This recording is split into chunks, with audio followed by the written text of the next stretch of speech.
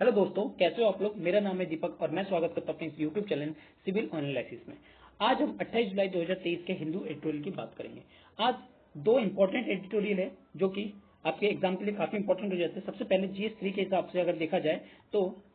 Forest amendment bill, इसमें बताया गया किस तरह से फॉरेस्ट अमेंडमेंट बिल को जो है पास किया गया लोकसभा में और इसकी इंपॉर्टेंस बताई गई है। किस तरीके से जो है फॉरेस्ट अमेंडमेंट में जो आपके लैंडमार्क जजमेंट आया था, गोदावरम जजमेंट जो 1996 में, उसको किस तरह से थोड़ा सा इम्पैक्ट कर रहा है उसके बारे में बताया गया। किस तरह से डेफिनेशन को जो है यहाँ इंक्लूड किया गया है, थोड़ी सी डेफिनेशन की जो एरिया है उसको कम किया गया है और दो तीन चीजों को पॉइंट को, जैसे कि आपके जो फ्रेजाइल इकोसिस्टम को है किस तरह से रिमूव किया जा रहा है और किस तरह से एग्जम्पशन किया जा रहा है कि जो कंस्ट्रक्शन एरिया है उनमें कि जो चेंजेस लाए गए उनके बारे में यहाँ डिस्कस किया गया और साथ ही साथ बताया गया कि किस तरीके से लोगों के बीच में भी इसको इन्फॉर्मेशन को बढ़ावा देना चाहिए। लेकिन यहाँ पे बिल क्या कर रहा है, लोगों के बीच में इन्फॉर्मेशन को कहीं ना कहीं कम कर रहा है, यानी कि लोगों के जो पार्टिसिपेशन है उसको कहीं ना कहीं कम करते हुए नजर आ रहा है। उसके बारे में यहाँ डिटेल में बात करेंगे। ठीक है, अगला जो आर्टिकल है वो आपका नेशनल रिसर्च फाउंडेशन बिल है कि किस तरह से हम लोग फाउंडेशन या रिसर्च एंड डेवलपमेंट में किस तरह से पीछे हैं, या जो कमेटी ने रिकमेंडेड किया था फंड को, क्या उतनी जो फंड है हमें इंडिया में मिल रही है रिसर्च एंड डेवलपमेंट के लिए, और किस तरह से कस्तूरी रंगन कमेटी जो कि आपके नेशनल एजुकेशन फ्रेमवर्क के लिए, यानी कि नेशनल एजुकेशन पॉलिसी जो 2020 में आया था, उसमें कैसे इनको इंक्लूड किया गया, किस तरह से इनको फंड एलोकेशन करना है, और साथ ही साथ जो सर्व है यानी कि science and engineering research board, उसको जो एक्ट है 2008 का, उसको किस तरह से इसने रिपेल किया है उसके बारे में यहाँ डिटेल में बात करेंगे। तो चलिए स्टार्ट करते हैं पहले आर्टिकल को। अगर हमारा पहला आर्टिकल बात करें तो फॉरेस्ट अमेंडमेंट बिल के ऊपर है। फॉरेस्ट अमेंडमेंट बिल, अब इसमें जो बताया गया, देखिए कुछ चीजें जो है काफी इंपॉर्टेंट पॉइंट्स बन जाते हैं कि फॉरेस्ट अमेंडमेंट बिल सबसे पहले लाया क्यों गया, क्योंकि हमारी कुछ ना कुछ प्रॉब्लम रही होगी पुराने बिल में, यानी कि 1980 की जो बिल है एक्चुअली अब अगर देखा जाए तो 40 साल हो चुके हैं। 40 साल में बहुत सारी चीजें जो हुए चेंज हो चुकी है। जैसे हमारी सिक्योरिटी के हिसाब से देखा जाए तो हमारे दो नॉर्थ साइड में दो अच्छे राइवलरी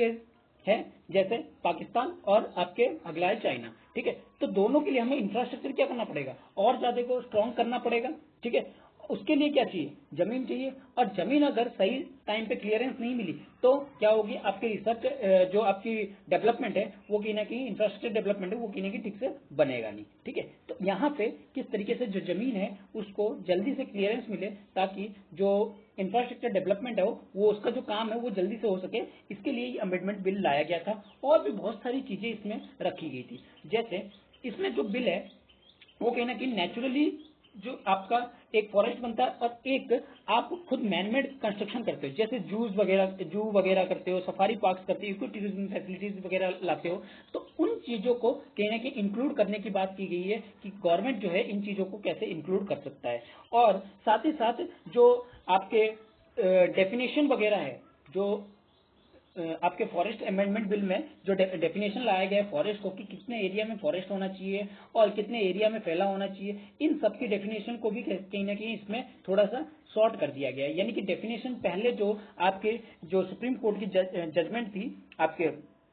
गोदावरम केस में 1996 का, तो उस केस को थोड़ा सा उसमें डेफिनेशन की एरिया को क्या किया था, बढ़ा दिया था फॉरेस्ट कंजर्वेशन के लिए, लेकिन उस एरिया को क्या किया है अब थोड़ा सा नैरो कर दिया है। यहाँ पे इस चीज की बात की गई है और साथ ही बताया गया है कि किस तरह से हम लोग, जो हमारी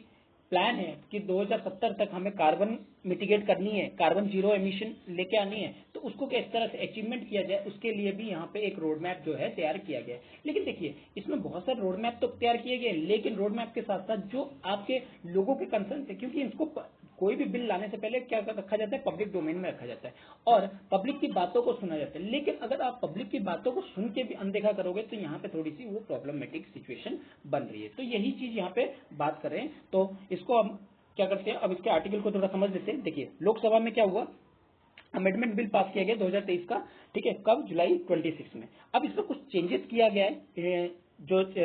चेंजेस था, जो सब्सटेंशियली चेंजेस करना चाहिए एक्चुअली में, वो एक्चुअली में हुआ नहीं। यानी कि ओरिजिनल बिल जैसे मार्च में बताया गया था कि किस तरह से मार्च में बिल लाया जाएगा, उस तरीके से ही रखा गया, क्योंकि मार्च के बाद आपके पब्लिक डोमेन में इसको रखा गया। लेकिन पब्लिकों ने क्या किया, थोड़ा सा इसमें अपना अपना भी योगदान दिया, जिसके वजह से जो थोड़ा जो चेंजेस होना चाहिए वो होना जो है इसमें नहीं हुआ। इसकी बात बताई जा रही है कि जो पब्लिक ने डिमांड किए थे कि ये चेंजेस वगैरह होना चाहिए, तो इस तरह के कुछ चेंजेस को नजरअंदाज करते हुए इन्होंने क्या किया, बिल को पास किया है। अब इसकी जो मेन इंपॉर्टेंस जो है यहाँ पे, अगर फॉरेस्ट अमेंडमेंट की अगर इंपॉर्टेंस की बात की जाए, किस तरह की इंपॉर्टेंस है, यहाँ पे कहीं ना कहीं फॉरेस्ट कवर को इंक्रीज करने की बात की जा रही है। फॉरेस्ट कवर जो होगा वो इंक्रीज होगा, इसकी बात की जा रही है। और बताया जा रहा है जो जीरो एमिशन है, यानी कि अचीविंग करेंगे, इसमें जो रोड मैप है वो अचीव करने की है नेट जीरो एमिशन, जो कि हमारा प्लान है 2070 तक। ठीक है, कार्बन सिंक की बात करता है ये, इसकी इंपॉर्टेंस क्या है, कार्बन सिंक किस तरह से कार्बन को कम किया जाए उसको लेके बात चल रही है। और साथ ही साथ जो लाइवलीहुड है, लाइवलीहुड यानी कि जो इसके आसपास जो लोग रहते हैं उनके ऊपर जो इफेक्ट पड़ता है उसको किस तरह से कम किया जाए, यहाँ पे इस चीज की बात की गई है। ठीक है, तो यहाँ ये सारी चीजों को इंक्लूड किया गया है, लेकिन फिर भी थोड़े बहुत लॉ में आपके कुछ ना कुछ कमी नजर आती है, क्योंकि कोई भी लॉ अपने आप में परफेक्ट नहीं होता है, कुछ ना कुछ उसमें लूप होल्स जो है वो आते हैं, और उन लूप होल्स का यूज जो है कहीं ना कहीं जो आपके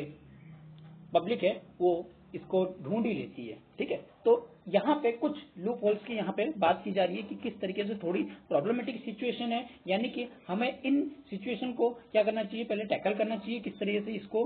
कम करना चाहिए, जो कि हम लोग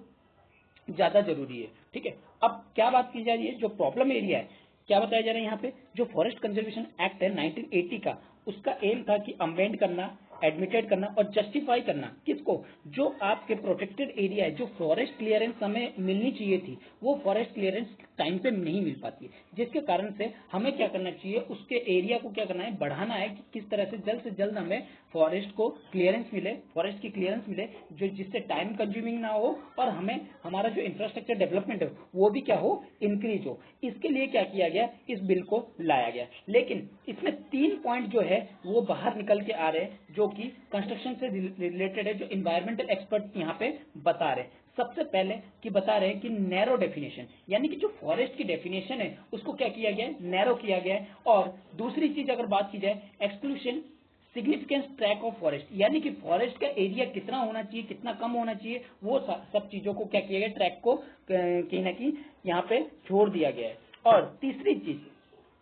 एडिशनल एक्टिविटी को ग्रांटिंग देना, कि कौन लोग जो है वहां जा सकते हैं, कौन लोग जो है वहां से आ सकते हैं, या कितने लोगों का जो पार्टिसिपेशन है इंक्रीज होगा। जैसे आपको पता है कि जो फॉरेस्ट के एरिया के आसपास जो लोग रहते हैं वो कहीं ना कहीं फॉरेस्ट को इंक्रीज करने में हेल्पफुल होते हैं, लेकिन अगर आप उनसे उनका राइट्स ले लोगे तो क्या होगा कि वो फॉरेस्ट की इंक्रीमेंट भी नहीं होगी और साथ ही साथ वो लोग आपके कॉन्फ्लिक्ट में भी आएंगे। ठीक है, तो ये सारी चीजों को यहाँ बताया जा रहा है। जो बिल के जो सिग्निफिकेंट रेस्ट्रिक्शन जो बताया गया है वो कब बताया गया था, लैंडमार्क जजमेंट आया था, गोदावरम जजमेंट जो 1996 में आया था, इसने कहीं ना कहीं क्या किया था, जो एरिया जो था वो फॉरेस्ट का उसको क्या किया गया था, एक्सटेंड किया गया था, यानी कि 1980 के जो फॉरेस्ट बिल था उसमें जो फॉरेस्ट की एरिया हो उसको क्या किया गया था, एक्सटेंड किया गया था। इसमें बताया गया था कि जो लीगल तौर पे तो फॉरेस्ट है ही, जो डॉक्यूमेंट्री तौर पे फॉरेस्ट है ही, जो ऐसी जमीन जो खाली पड़ी है तो वो भी किसके अंडर में आ जाएगा, गवर्नमेंट के अंडर में आ जाएगा। यानी कि जो नोटिफाइड एरिया है या फिर आपके जो नोटिफाइड एरिया हो या ना हो उससे कोई फर्क नहीं पड़ता है, वो सारी एरिया क्या हो जाएगी, गवर्नमेंट के अंडर में आ जाएगी। लेकिन अगर अभी की बात करें फॉरेस्ट कंजर्वेशन एक्ट की, तो इसमें केवल लीगली नोटिफाइड फॉरेस्ट जो है उसको बताया गया है, और फॉरेस्ट रिकॉर्डेड जो भी गवर्नमेंट के रिकॉर्ड में है उनको सिर्फ बताया गया है कि यहाँ पे क्या किया जाएगा, यहाँ पे इंक्लूड किया जाएगा। इन गवर्नमेंट रिकॉर्ड में जो भी फॉरेस्ट है उन्हीं चीजों को ही फॉरेस्ट में माना जाएगा। ठीक है, अब यहाँ पे कहीं ना कहीं इम्पैक्ट पड़ेगा क्या, कि यहाँ पे बताया जा रहा है 28% जो इंडियन फॉरेस्ट है उनके ऊपर पूरी तरह से इम्पैक्ट पड़ेगा, और ऑलमोस्ट 2 लाख स्क्वायर किलोमीटर पे भी इसका इफेक्ट जो है पड़ेगा। इसमें कहीं ना कहीं इंक्लूड किया गया फूड ऑर्चर्ड को और प्लांटेशन को, ये सारी चीजें बता रहे हैं, और साथ ही साथ एक्सेप्शन दिया गया इनके क्वालिटी और कंजर्वेशन वैल्यूज को। ठीक है, एक्सेप्शन मिला है, मतलब इनके क्वालिटी और कंजर्वेशन किस तरह से क्वालिटी होनी चाहिए, किस तरह से आपके कंजर्वेशन की जानी चाहिए, इनको कहीं ना कहीं एक्सेप्शन इसमें कर दिया गया। तो ये थोड़ी सी चिंताजनक बात बनती है। ठीक है, अगर हम बात करें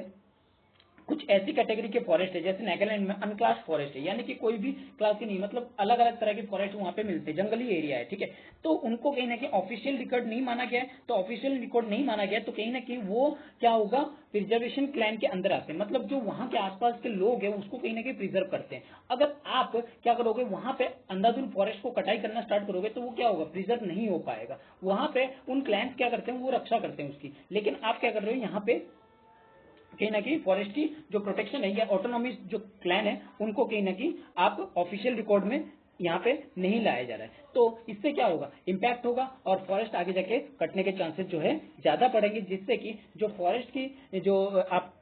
कहना चाहते हो कि 33% जो है फॉरेस्ट होना चाहिए, उसकी लेवल को क्या होगा, रिड्यूस होता हुआ नजर आएगा। वहीं पे अगर अरावली जैसे जो स्वास्थ्य ऑफ अरावली जो न्यू दिल्ली रीजन में पड़ता है, उसमें इकोलॉजिकल सिग्निफिकेंट है, ठीक है, और जो कि वाटर सिक्योरिटी के लिए अच्छी है, तो यहाँ पे इस अमेंडमेंट से कहीं ना कहीं इफेक्ट होगा, ठीक है। चलिए आगे अगर बात करें दूसरी, यहाँ पे दूसरी जो इम्पैक्ट पड़ेगी वो क्या बताई जा रही है, जो इंफ्रास्ट्रक्चर आप जो कह रहे हो कि 100 किलोमीटर तक इंटरनेशनल बॉर्डर है, उसमें कहीं ना कहीं फॉरेस्ट क्लियरेंस हमें ठीक से नहीं मिल पाती है, जिसकी वजह से सिक्योरिटी रिलेटेड इंफ्रास्ट्रक्चर जो है नहीं मिल पाता है। और यहाँ पे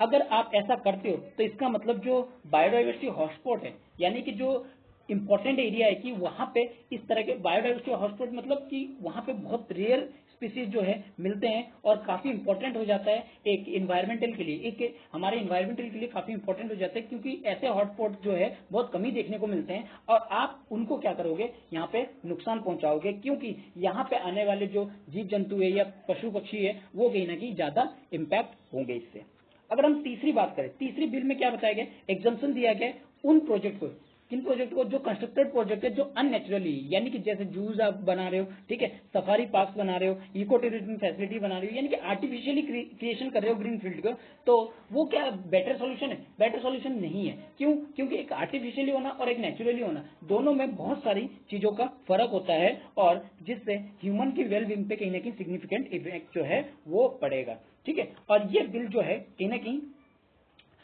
अनरिस्ट्रिक्ट करती है power of union government to specify any desire use, यानी कि कोई भी आप इच्छा अनुसार आप कुछ भी यूज जो करना चाहते हो उसको आप क्या कर सकते हो, इस अमेंडमेंट के थ्रू ले सकते हो, ठीक है। ये सारी चीजों को यहाँ बताया जा रहा है।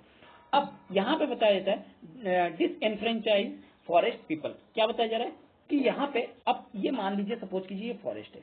ठीक है, ये इतना एरिया फॉरेस्ट है, फॉरेस्ट में इस एरिया में जो है कुछ लोग जो है रहते हैं। अब कुछ लोग रहते हैं तो यहां से अगर मान लो कोई लोग आते हैं तो क्या करेंगे, ये लोग क्या करेंगे, इसको रिस्ट्रिक्ट करेंगे कि आप इन फॉरेस्ट में जो है, ये फॉरेस्ट हमारे लाइवलीहुड के लिए है, आप इनको नहीं काट सकते, ठीक है। अब ये लोग क्या करते हैं, ये जितनी फॉरेस्ट इस्तेमाल भी करते हैं, यानी कि जो वहां पे आस पड़ोस में जो फॉरेस्ट वगैरह की जस्ट टूट फूट जाते हैं या गिर जाते हैं तो उनको लेके अपनी जो लाइवलीहुड है वो चलाते हैं, और साथ ही साथ जो ये कुछ प्लांट वगैरह जो इनको जरूरत होती है वो भी कहीं ना कहीं यहाँ प्लांटेड करते हैं, तो जिसके कारण से इन पे जो है एक पार्टिसिपेशन हो जाते हैं, यानी कि लोगों का पार्टिसिपेशन जो है यहाँ पे बढ़ जाते हैं, चाहे वो शेड्यूल्ड ट्राइब हो चाहे और कोई भी फॉरेस्ट ड्वेलर हो, वो कहीं ना कहीं इसके अंदर में आते हैं। लेकिन इसको कहीं ना कहीं इस बिल में जो है मेंशन नहीं किया गया। Instead exclusion of easy diversion forest will mean the forest people institution no longer need to consult, यानी कि अगर आपको कोई फॉरेस्ट क्लियरेंस चाहिए तो आप यहाँ पे बिना किसी लोगों के कंसल्टेंट के आप उस फॉरेस्ट को ले सकते हो। वहीं अगर हम नेपाल को देखें तो नेपाल ने क्या किया है, पीपल की जो लोकल कम्युनिटी की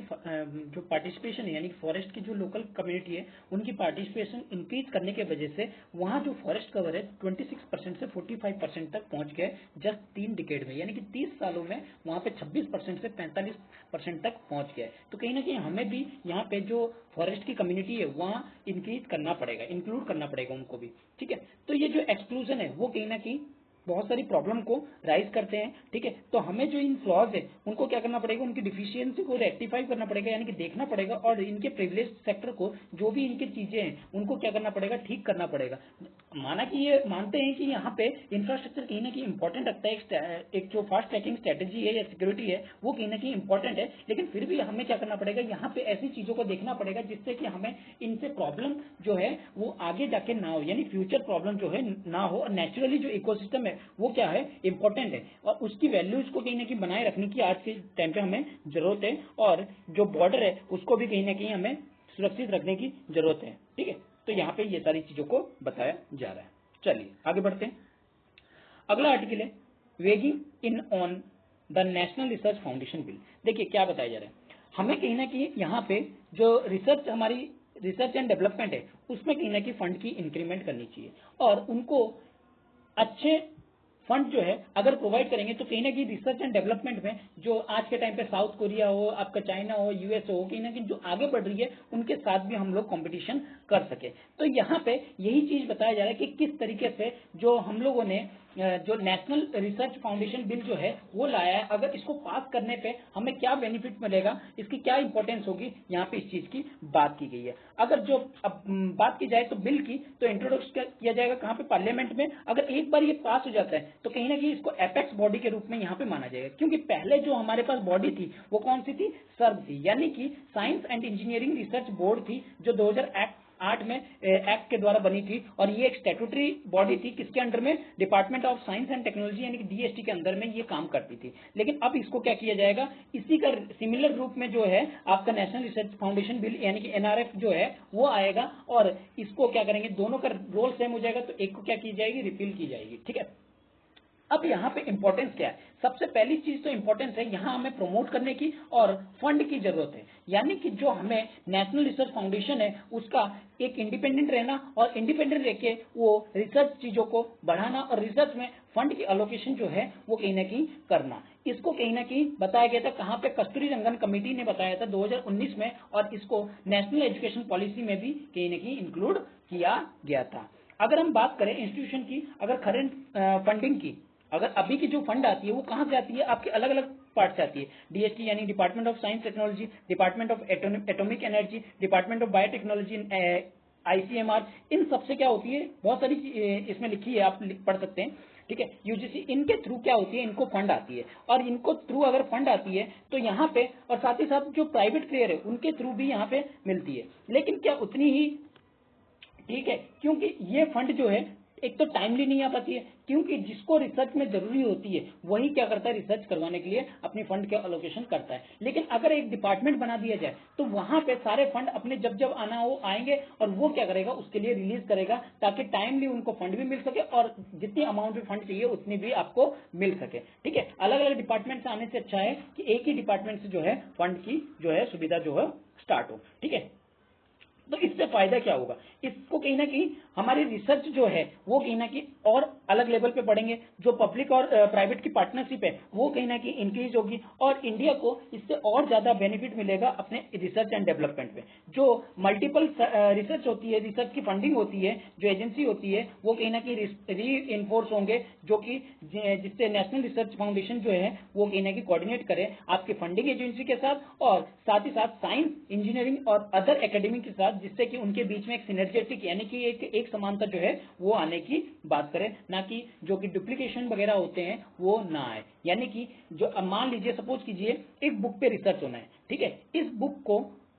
एक कंपनी है वो फंड कर रही है, एक प्राइवेट एक सॉरी जो गवर्नमेंट इंस्टीट्यूशन है वो फंड कर रही है। अब लेकिन काम तो दोनों का एक ही है, तो यहाँ पे फंड का इस्तेमाल जो है वो क्या वेस्ट हो रहा है, यानी कि दो अलग अलग रिसर्च करेंगे तो फंड का वेस्टेज क्या होगा, ज्यादा होगा। तो यहाँ पे क्या किया जाएगा, इसको मर्ज कर दिया जाएगा, और मर्ज करने के बाद फंड को जो है अलोकेशन जो है वो एक ही डिपार्टमेंट, इन दोनों अलग अलग डिपार्टमेंट से एक डिपार्टमेंट में आएगा, और ये क्या करेगा, इस फंड का इस्तेमाल इसमें रिसर्च करने के लिए काम करेगा। ठीक है, तो ये चीज है। अब हम थोड़े से यहाँ पे आउटलेट की बात कर लेते हैं कि फंड जो है किस तरीके से बताया गया था और किस तरीके से इस्तेमाल जो है वो किया जा रहा है। ठीक है, अगर यहाँ पे हम बात करें तो कस्तूरी रंगन कमेटी ने हमें क्या बताया था कि जो नेशनल रिसर्च फाउंडेशन है उसको कहीं ना कहीं एनुअल ग्रांट कितनी की जरूरत है, 20,000 करोड़ की जरूरत है। ठीक है, यानी कि 0.1% जो है जीडीपी की जरूरत है। ठीक है, यहाँ पे इन्होंने ये बताया था, लेकिन क्या ये इतना मिल पा रहा है, लेकिन अगर हम बात करें रिसर्च स्पेंडिंग की जो कंट्री की जो मेड कितना है 0.65% ऑफ जीडीपी है, जो कंपेयर करता है 2.8% यूनाइटेड स्टेट की है, 2.1% जो है चाइना की है, 4.3% जो है आपकी किसकी है इजराइल, और 4.2% साउथ कोरिया की। यानी कि इतनी ज्यादा इनके फंड होते हैं, लेकिन फिर भी हम लोग क्या आज के टाइम पे कितने करते हैं, हम लोग सिर्फ 0.65% ही हम लोग जीडीपी का कर पाते हैं। ठीक है, तो इसको कहीं ना कहीं इंक्रीज करने की बात की गई है, और यहाँ पे बताया गया है जो रिसर्च और इन्वेस्टमेंट की इनोवेशन की जो स्पेंडिंग है उसको कहीं ना कहीं कंट्री में वो और ज्यादा कम होते जा रही है। अगर हम बात करें 2008 में जो 0.84% थी, अब 0.69% 2014 के हिसाब से रह गई है। ये कहीं ना कहीं एक प्रॉब्लमेटिक सिचुएशन बन रही है। अगर हम बात करें 2008 की, तो कंट्री कहीं ना कहीं एक अच्छे लेवल पे था, जो रिसर्च पे था, उसकी स्पेंडिंग जो थी वो ज्यादा थी, लेकिन आज के टाइम पे क्या हो गई है, ये अभी तक कम होती हुई नजर आ रही है। जो नेशनल एजुकेशन पॉलिसी है उसने क्या किया था, एडप्ट किया था कि हम लोग क्या करेंगे, विदाउट एनी फाइनेंशियल कमिटमेंट,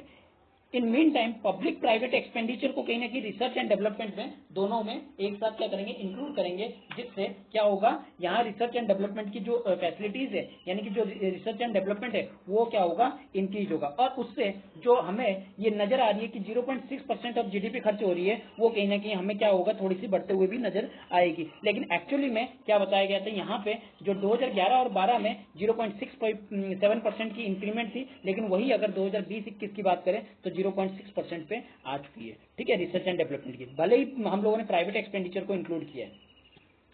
एक प्रेस इंफॉर्मेशन ब्यूरो ने एक रिलीज किया था, सुझाव रिलीज किया था एनआरएफ के लिए, कि बताया गया था कि 10,000 करोड़ जो है 5 साल के लिए मिलेगा, लेकिन ये जो मिलेगा वो टोटल 5 साल के लिए कितना हो जाएगा, 50,000 हो जाएगा, उस हिसाब से देखा जाए। लेकिन कुछ चीजें पब्लिक डोमेन में साफ ट्रांसपेरेंसी नहीं रखी गई, जिसके कारण से गवर्नमेंट की जो ग्रांट है या बजटरी एलोकेशन है वो सिर्फ 14,000 करोड़ रहेगी, और 36,000 करोड़, यानी कि इसका मतलब है कि आप 36,000 करोड़ कहां से लाने वाले, प्राइवेट सेक्टर से। लेकिन हम लोग जो प्रेस इंफॉर्मेशन ब्यूरो के हिसाब से क्या बताया जा रहा था कि 10,000 करोड़ जो है हर साल मिलेंगे, और उसके हिसाब से 50,000 करोड़ जो है 5 साल में आपको मिल जाएंगे। लेकिन उसका जो मतलब था एक्चुअली में सही से ट्रांसपेरेंसी नहीं होने की वजह से वहां पे ये दिखाया गया था कि 14,000 करोड़ जो है गवर्नमेंट से देगी, और 36,000 कहीं ना कहीं प्राइवेट पार्टनरशिप के हिसाब से वहां पे आएगा। लेकिन अगर हम बात करें इस टाइम पे सिर्फ मैक्सिमम एनुअल ग्रांट कितनी मिलती है, 28,200 करोड़ रुपए ही मिलती है नेक्स्ट 5 ईयर की बात करें तो, और जो कि सिर्फ जो कस्तूरी रंगन कमेटी ने 20,000 रुपए बात किए थे, सॉरी जो 20,000 करोड़ की बात किए थे, 20,000 करोड़ की बात किए थे, उसका केवल 14% ही आपका क्या है, ये आपका 2,800 करोड़ है। यानी कि सोचिए इतने कम जो है अभी भी जो कमेटी ने रिकमेंडेड किए थे उससे भी बहुत ज्यादा कम यहाँ पे मिल रहा है। ठीक है, अब आगे आते हैं कि सर्व को रिपेल क्यों किया जाएगा। देखिए सर्व का काम जो है सेम है जो आपका एनसीपीए का, यानी कि नेशनल जो आपका एनआरएफ का है वही काम सर्व का है। ठीक है, यानी कि नेशनल रिसर्च फाउंडेशन का जो भी काम जिस तरह के काम करती है उसी तरह का सर्व काम करेगी। तो उसको क्या किया गया है, एक सर्व जो है तो पहले जो था स्टैट्यूटरी बॉडी था, किसके अंदर में, डीएसटी के अंदर में, जो कि प्लान करता था, प्रमोट करता था, और फंड को इंटरनेशनली कॉम्पिटिशन रिसर्च के लिए इमर्ज करता था, जिससे कि साइंस और जो इंजीनियरिंग है उसमें कहीं ना कहीं इनहेंसमेंट हो। लेकिन सर्व जो है वो कहीं ना कहीं एक सस्टेनेबल रिसर्च इकोसिस्टम प्रोवाइड करता था, जिससे कि डाइवर्सिफाइड प्रोग्राम जो पोर्टफोलियो है, ग्रांट करना फंडिंग को, या यंगर रिसर्च को फोस्टिंग करना, बढ़ावा देना, या जो रिवार्डिंग है या रिसर्च एक्सीलेंस है उनको कहीं ना कहीं रिकॉग्नाइज करना, प्रमोटिंग करना, साइंटिफिक नेटवर्क को, पार्टनरशिप को, ये सब काम करने का काम जो ये सब चीजें जो है वो करता था। लेकिन अगर बजटरी एलोकेशन की बात की जाए सर्व की, वो कहीं ना कहीं इंक्रीज हुआ है 200 करोड़ तक। कब से, आपके 2018-19 से जो है 19 तक ये 200 करोड़ तक इंक्रीज हुआ है, जो 2011-12 में कितना था, 1,000 करोड़ तक जो था, सॉरी 200 करोड़ जो था 11-12 में था, और आपके 2018-19 में ये 1,000 करोड़ तक पहुंच गया। तो कहीं ना कहीं इंक्रीमेंट हुआ है, लेकिन इसके एलोकेशन को डिक्रीज करते हुए देखा जा सकता है कब, जब हमारा लॉकडाउन के टाइम लगा था, यानी पेंडेमिक के टाइम पे ये जो है कहीं ना कहीं कम हो गया था, जो कि 742 करोड़ तक पहुंच गया था। लेकिन फिर भी बाद में इनके इंक्रीमेंट देखा गया। तो कहीं ना कहीं ये कंटिन्यू अब कौन करेगा इसको, नेशनल फाउंडेशन रिसर्च फाउंडेशन जो है इसको टेक ओवर कर लेगा, और ये यहाँ पे इस तरह की काम जो है करेगा, जिससे कि जो आपकी जो अमाउंट की रिडक्शन होती थी जो सब के अंदर, उसको कहीं ना कहीं बजटरी एलोकेशन में और ज्यादा बढ़ाया जाएगा, इसकी बात की जा रही है। ठीक है, तो कहीं ना कहीं ये सारी चीजें क्या करेगी, हमारी इंपॉर्टेंस क्या है रिसर्च, अगर हम सिग्निफिकेंट देखें तो रिसर्च एंड डेवलपमेंट किस लिए इंपॉर्टेंट है? हमारे यहाँ पे न्यू टेक्नोलॉजी जो है डेवलपमेंट हो, एफडीआई इंक्रीमेंट हो, क्योंकि आप जब नई चीजें बनाएंगे तो ऑटोमेटिकली बात है जो बाहर से आने वाले लोग हैं उस चीज को क्या खरीदेंगे। ठीक है, जैसे आपके स्पेस सेक्टर में, ठीक है, जो सिंगापुर है वो आपकी सैटेलाइट, अपनी सैटेलाइट को कहाँ लॉन्च करवाता है? इंडिया में लॉन्च करवाता है। ठीक है, क्योंकि उनके यहाँ लॉन्च पैड है नहीं। ठीक है, तो इसी तरह से अगर आप रिसर्च एंड डेवलपमेंट में करेंगे तो ऑटोमेटिकली लोग क्या आएंगे आपके पास आएंगे। जैसे यूपीआई, आपकी यूपीआई अलग अलग कंट्रीज में जो है चल रही है। ठीक है, और साथ ही साथ आपको और क्या फायदा होगा इससे? जो आपकी एजुकेशन है उनमें भी इजाफा होगा, बढ़ावा मिलेगा। साथ ही साथ जो आपकी बॉर्डर टेंशन है, यानी कि जो रिसर्च एंड डेवलपमेंट में अगर कुछ नई इनोवेटिव तरीके से अगर आप जैसे नजर रख पाए तो वो भी बेटर होगी, यानी कि सिक्योरिटी के हिसाब से देखा जाए तो काफी इंपॉर्टेंट है। ठीक है, ये सारी चीजें जो है इसमें इंक्लूड होते हुए चलेगी। और अगर आप बात करें इसकी प्रॉब्लम की, प्रॉब्लम क्या आ रही है अभी, कंसर्न क्या है अभी? कंसर्न है सबसे पहली चीज तो फंड की। दूसरी लैक ऑफ एक्सपर्ट, एक्सपर्ट की आज के टाइम पे कमी है। ठीक है, हमारे यहाँ एजुकेशन जो है वो ठीक तरीके से प्राइमरी एजुकेशन नहीं मिल पाती है स्टेम में। वुमेन पार्टिसिपेशन आप इसमें इंक्लूड कर सकते हो, वुमेन पार्टिसिपेशन कहीं ना कहीं कम है। ठीक है, जो कॉलेजेस वगैरह है उनमें ठीक तरीके से, यानी कि यूनिवर्सिटी वगैरह है उनकी ठीक तरीके से इंप्रूवमेंट ना करना, यानी कि प्राइवेट जो कॉलेजेस है, प्राइवेट जो यूनिवर्सिटी है उनका ठीक तरीके से ना चलना।